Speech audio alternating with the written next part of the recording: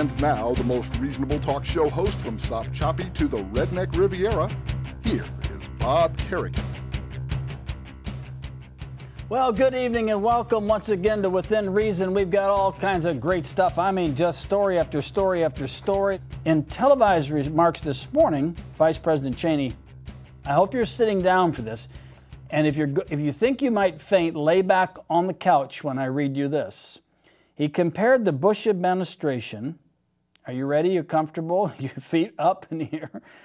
To the government of Abraham Lincoln, who was, quote, willing to withstand the slings and arrows of the political wars to win the Civil War. Well, at least there's sort of a recognition that it's a civil war in Iraq. We finally have that sort of implied there, I think sort of a Freudian slip. John McCain, he's got a perfect grip on it. He has inside track with George W. Bush, a man that knows more about extremists and terrorists and Al-Qaeda and Sunnis. He's got the picture. He has the big picture. He's the commander-in-chief. He's got it. So McCain talks to him, and he talks to Dick Cheney, who is really thinking a lot about Abraham Lincoln these days. So with all of that knowledge, John McCain makes some statements. I want to read it from today's New York Times. Senator John McCain's trip overseas was supposed to highlight his foreign policy acumen, and his supporters hoped that it would showcase him in a series of statesman-like meetings with world leaders throughout the Middle East and Europe, while the Democratic candidates continue to squabble back home. That last comment is quite true. But all did not go according to plan on Tuesday in Amman, Jordan, when Mr. McCain, fresh from a visit to Iraq, misidentified some of the main players in the Iraq War. Now, as I've just told you, that is not all that hard to do, so I don't exactly fault John McCain, although it is a little embarrassing that he doesn't really know who's fighting who over there. Mr. McCain said several times in his visit to Jordan, in a news conference and in a radio interview, that he was concerned that Iran was training Al-Qaeda. The United States believes that Iran, a Shiite country, as we should all know by now, has been training and financing Shiite extremists in Iraq. Okay? The United States believes that. We don't have a whole lot of evidence of that, but that's our belief, that the Iranians are really training their brother Shiites to go back into Iraq and cause all of this problems. I thought Ahmadinejad had an interesting comment when he said, you've bombed this country to pieces, you've displaced millions of people, you've killed hundreds of thousands of people, all of which is true, and you don't want us to interfere in what's going on in Iraq. Well, in any event, they have been training and financing Shiite extremists in Iraq, but not Al-Qaeda, which is a Sunni insurgent group. Okay? Mr. McCain said at the news conference in Amman that he continued to be concerned about Iranians, listen to this, taking Al-Qaeda into Iran, training them and sending them back. It sounds like a bus tour, doesn't it? Here they come, a whole bunch more Al-Qaedas on their way up to Iran to get trained to come back in Iraq, okay?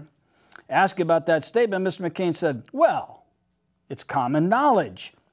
Let me say parenthetically, not in the article, in Republican hierarchy circles, and has been reported in the media that Al-Qaeda is going back into Iran and receiving training and are coming back into Iraq from Iran. That's well known, and it's unfortunate.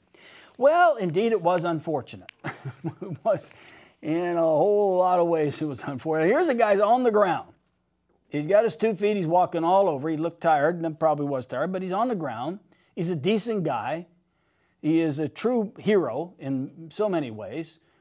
But he's just been given a whole passel of goofy information, and it largely came from the Bush administration, who doesn't have a clue about any of this. Truly, they don't. I mean, they offer so much inconsistent, mutually exclusive ideas about this that you wonder, where are they getting this information from? It was not until he got a quiet word of correction in his ear from Senator Joseph Lieberman of Connecticut, who was traveling with Mr. McCain as part of a congressional delegation on a nearby week-long trip, that Mr. McCain corrected himself. He corrected himself. Oh, I'm sorry. I'm sorry, he said, now after you told everybody this whole story of the Al-Qaeda people getting picked up from Al-Qaeda, I suppose the Al-Qaeda bus depot, taken into Iran, trained, and whatever they were training them in, send them back to the depot, and then they disperse out and cause, of course, according to the president, a lot of carnage. I'm sorry, Mr. McCain said, the Iranians are training extremists, not Al-Qaeda. But wait just a second. I thought they were terrorists. Oh, they're extremists. Are they the Sunnis? Are they Shiites? What are they? And the truth is, the bitter, bitter truth is, he doesn't have a clue. He did not know. He is there. He's been debriefed. If this isn't an international embarrassment, there ain't none. Now, what are all the Republicans talking about?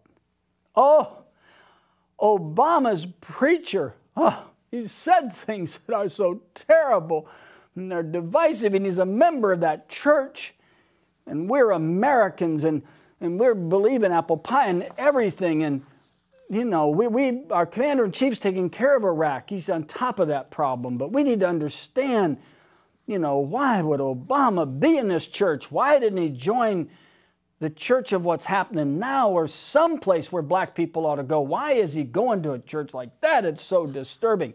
Obama gave, perhaps in our lifetime, other than a speech or two by John Kennedy and Martin Luther King, one of the great speeches, in my view, that's ever been given about race in this country. Now, this is going to inflame a few of you, probably, but my view is, for whatever it's worth, that a lot of what Reverend Wright said is true. We just don't acknowledge it, okay? We just don't acknowledge it. You don't know what it's like to walk in a person's shoes till you walk in their shoes. We can't, you know, cross over and walk in a black person's shoes, or in an Asian person's shoes, or somebody else in this country that would be considered a minority. Now we have a preacher who's preaching something, and Obama's now being called to defend it. Isn't the irony, isn't it interesting? First of all, it's classic Clintonian screwing around, okay? They have fueled this fire of racial discontent. They have intentionally done it. Bill and Hillary, period. And in my view, they have alienated a lot of Democrats. Her conduct in allowing this sort of thing to happen and intentionally injecting race, intentionally injecting it and fueling it like they have, I predict is going to backfire. Because if she gets the nomination, she will not be elected President of the United States. I only have one question. I only have one question. Are the racist and those that hate and spew this venom on right-wing talk radio and otherwise, are they going to be able to prevail in an election by raising hatred to a level where we will reject a person because of the color of his skin and not by the content of his character? And if they do it, it will be a sad day in this country. And I hope it doesn't happen. I hope with all of my ability to hope that it doesn't happen. Thank you for joining me tonight. I'm Within Reason.